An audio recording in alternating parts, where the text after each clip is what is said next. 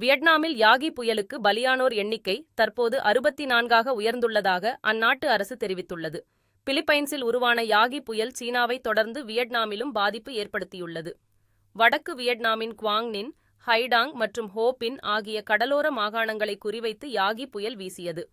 மணிக்கு 149 கிலோமீட்டர் வேகத்தில் காற்று வீசி தலைநகர் ஹனோயில் யாகி புயல் கரையை கடந்தது.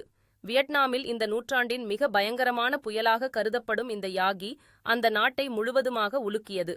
புயல் காரணமாக அங்குள்ள மின்கம்பங்கள், ராட்சத மரங்கள் ஆகியவை வேரோடு பிடுங்கி தூக்கி வீசப்பட்டன. இதனால் அங்கு மின்சாரம், குடிநீர், இணைய சேவை உள்ளிட்ட முக்கிய அம்சங்கள் தடைப்பட்டது. இந்நிலையில் வியட்நாமில் புயல் பாதிப்புக்கு பலியானோர் எண்ணிக்கை தற்போது 64ஆக உயர்ந்ததாக அந்த நாட்டின் பேரிடர் நிர்வாகம் தகவல் அளித்துள்ளது. இந்த யாகி புயலால் கடந்த வாரம் பிலிப்பைன்ஸில் 20 பேரும், தெற்கு சீனாவில் 4 பேரும் பலியானது குறிப்பிடத்தக்கது.